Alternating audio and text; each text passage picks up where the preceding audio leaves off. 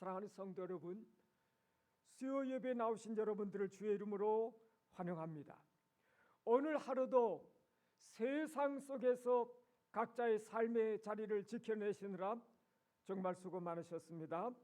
피곤한 몸을 이끄시고 이 저녁 하나님의 말씀을 듣기 위해 나오신 여러분들의 심령에 우리 하나님의 크신 위로와 은혜가 함께 하시기를 소망합니다. 오늘 우리가 함께 나눌 말씀의 제목은 무너질 바벨론, 살아갈 하나님의 백성입니다.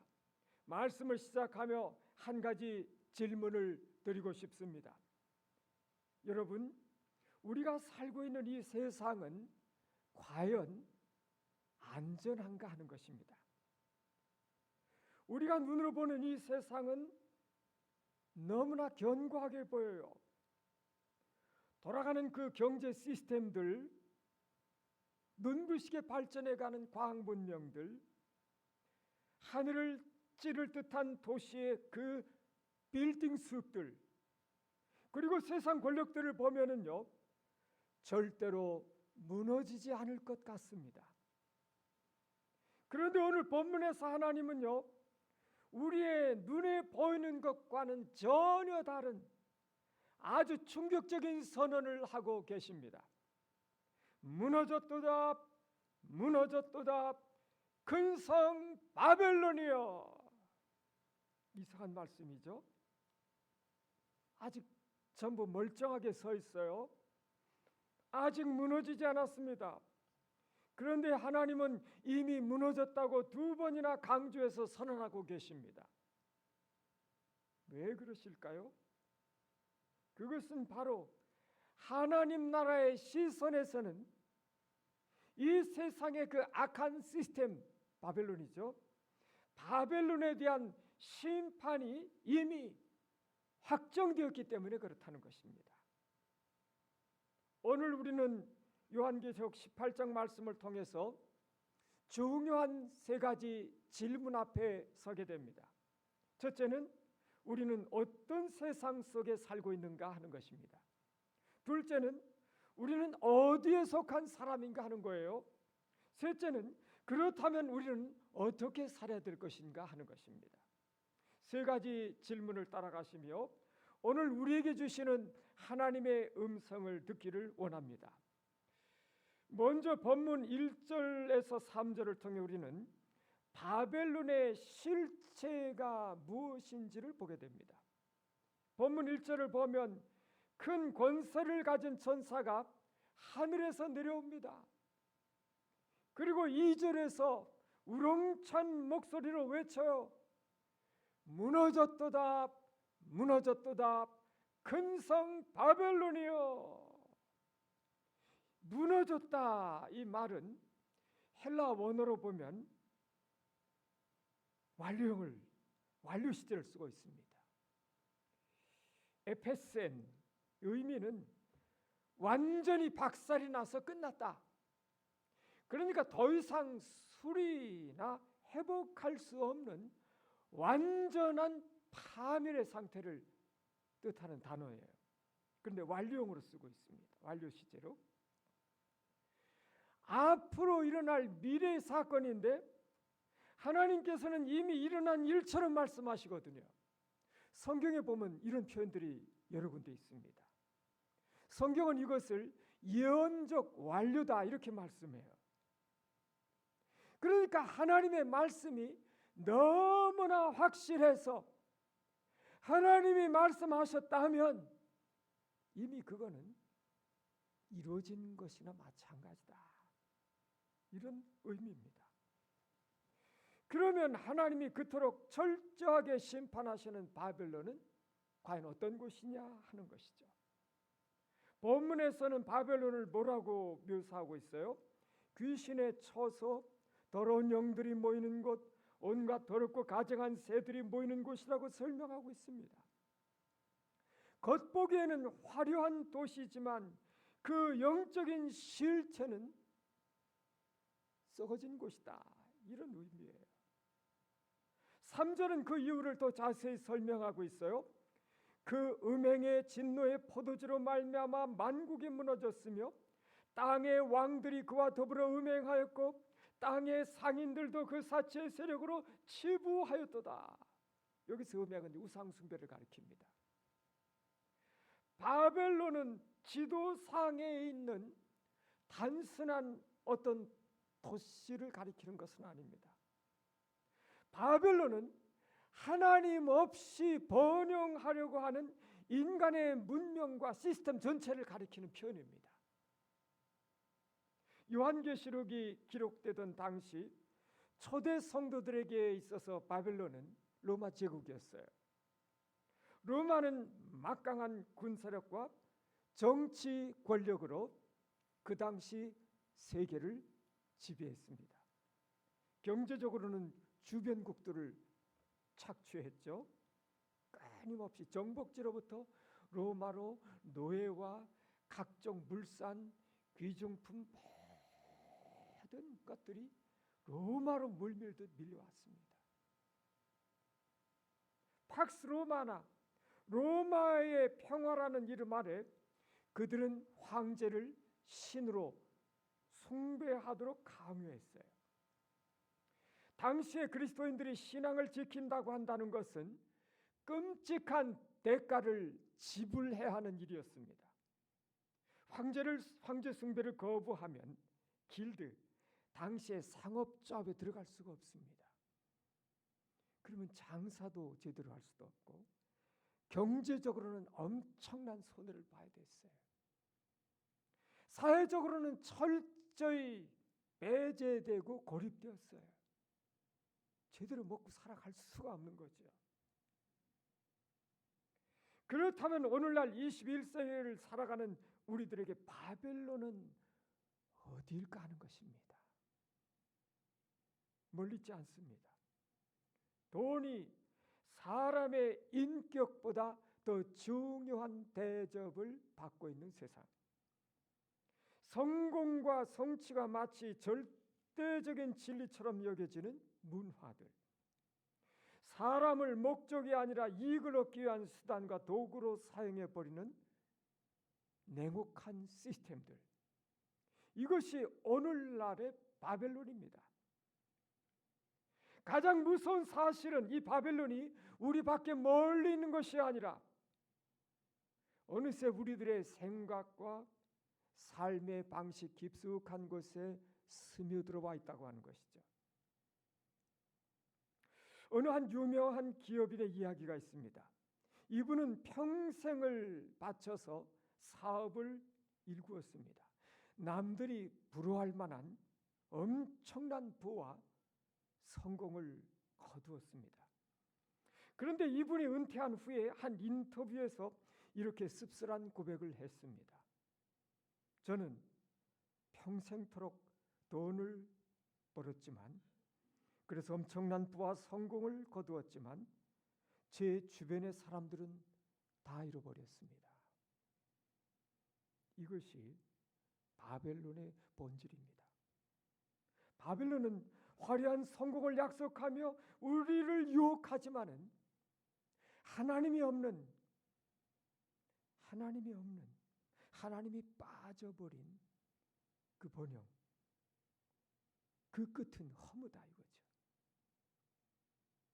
하나님이 빠져있는 인간의 번영, 사랑이 식어버린 성공은 결국은 모래성처럼 무너져버리고 말 것이라는 것입니다.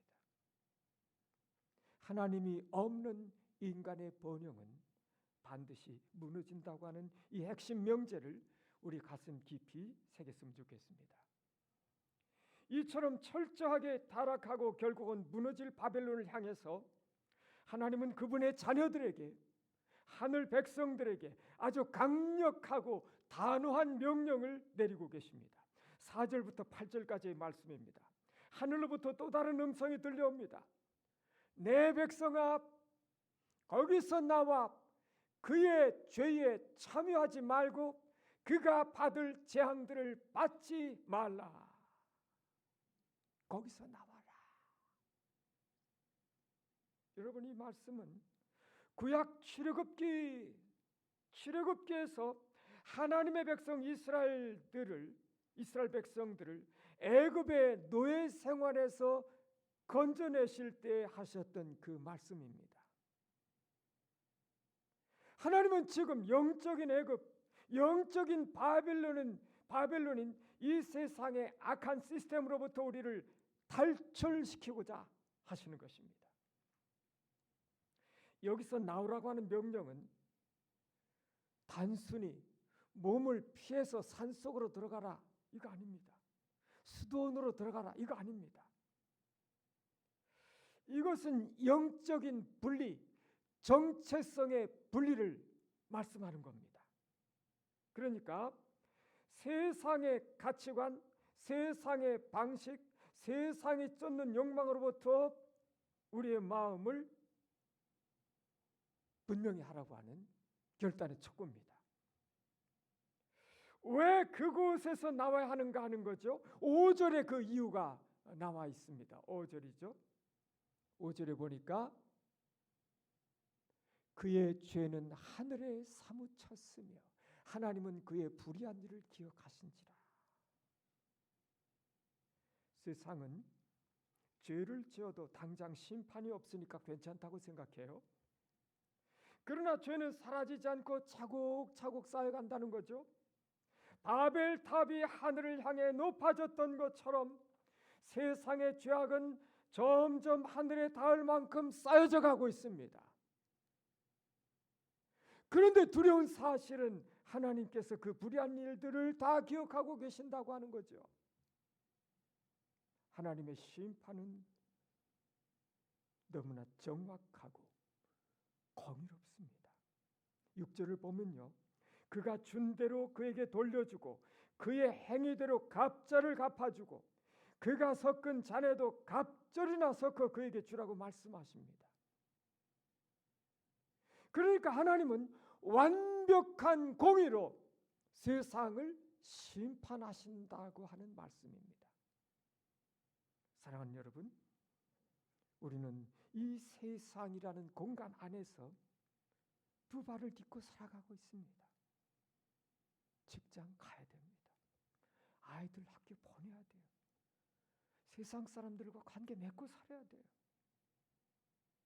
우리는 세상 속에 있어요. 그러나 세상 속에 있지만 세상에 속한 사람들은 아니다 하는 거예요.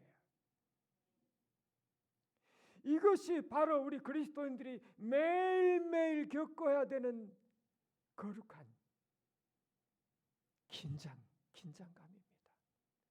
이게 쉽지 않잖아요. 세상 속에 살면서 세상에 속하지 않는 것. 매 순간 싸워야 되죠.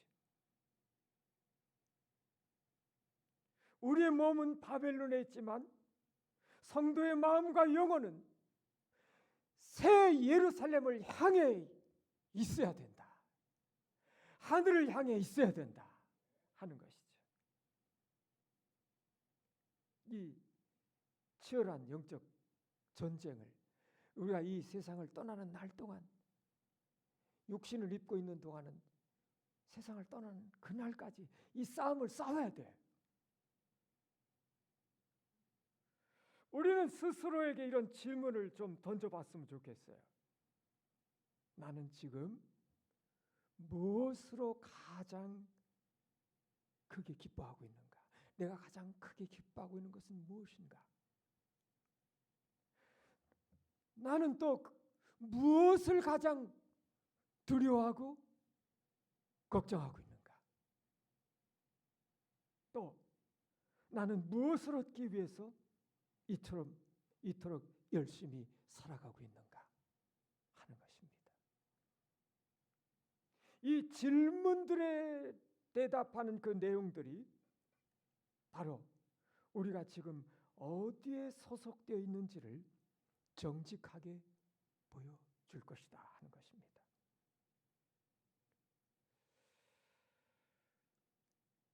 구원받은 하나님의 백성들은 세상 속에 살아가지만 세상의 가치관에 속해서는 안 된다는 사실을 배우게 되는 거죠. 바벨론이 무너질 때 본문 9절부터 24절까지를 보면 아주 극명하게 대조되는 두 가지 반응이 나타나고 있어요. 먼저 9절부터 19절까지는 세상 사람들의 반응입니다. 그들은 땅을 치며 통곡을 합니다. 크게 세 부류의 사람들이 울고 있습니다. 첫째는 바벨론과 결탁했던 땅의 왕들, 정치 권력자들이죠. 둘째는 바벨론의 사치로 부를 누렸던 땅의 상인들, 경제 권력자들이죠.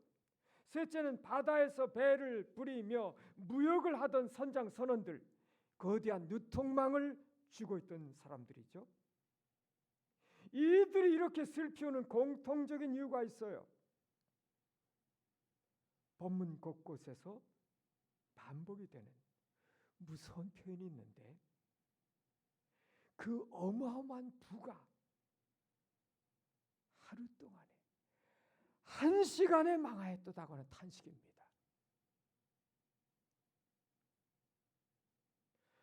평생을 바쳐 쌓아올린 철옹성 같은 부와 권력이 하나님의 심판 앞에서는 단 1시간 만에 순식간에 재가 되어버린 것입니다. 자신의 생명줄이라 믿었던 것들이 사라지자 그들은 통곡할 수밖에 없었습니다. IMF 금융위기 때 몇 번의 위기들이 있었잖아요. 그때 뭐 그냥 어마어마한 재벌 그룹들이 그냥 뭐 세계적인 기업들이 하루아침에 그냥 무너져내리는 것들을 봤잖아요. 마지막 때는 더 끔찍하겠죠. 여기서 우리는 바벨론이 얼마나 끔찍한 곳인지 보여주고 있는 충격적인 구절 하나를 보게 돼요. 13절을 보시면 상인들이 사고 팔았던 수많은 사치품의 목록이 쭉 나옵니다. 계피, 향료, 향유, 유향, 포도주, 감람류, 고운 밀가루, 밀, 소, 양, 말, 수레, 종들, 그리고 뭐가 나오죠? 사람의 영혼들. 종과 사람들의 영혼들이라. 바벨론은요, 사람들의 영혼마저도 돈을 주고 사고 파는 상품으로 전락한 세계다 하는 것입니다.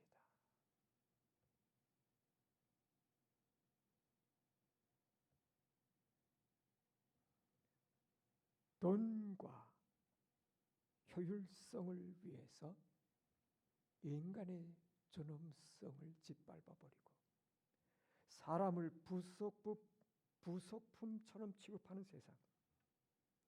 오늘날에도 얼마나 많은 사람들이 돈 때문에 버려지고요, 조직의 효율성을 위해서 희생되고요, 누군가의 성공을 위한 발판으로 이용당하고 있지 않습니까? 이것들이 화려한 네온 사인드에 감춰진 바벨론의 잔혹한 맨얼굴들입니다.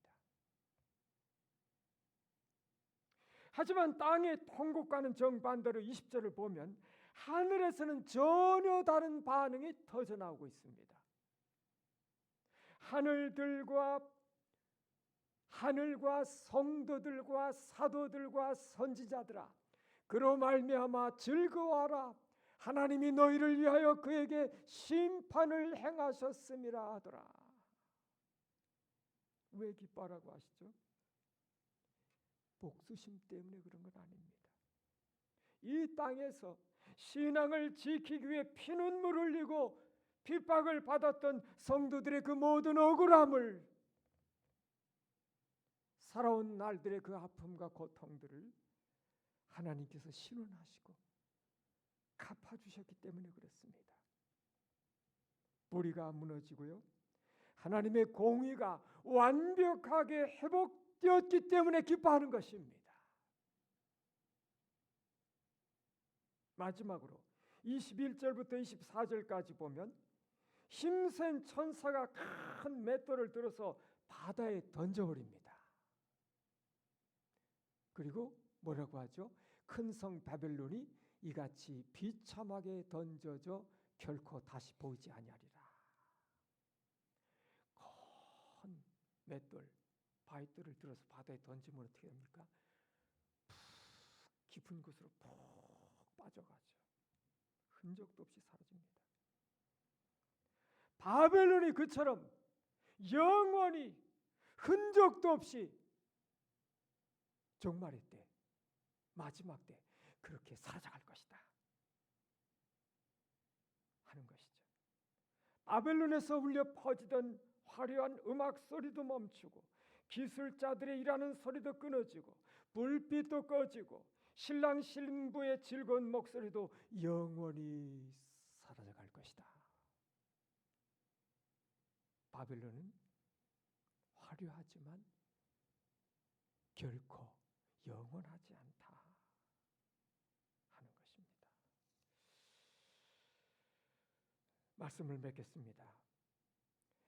우리가 교회 문을 나서면 세상은 여전히 우리들의 눈앞에 너무나 크고 화려하게 서 있습니다. 세상의 방식대로 살지 않으면 뒤처질 것 같죠. 정직하게 믿음으로만 살다가는 바보 취급당할 것 같은 두려움이 밀려오죠. 그러나 오늘 하나님은 우리에게 분명히 말씀하고 계십니다.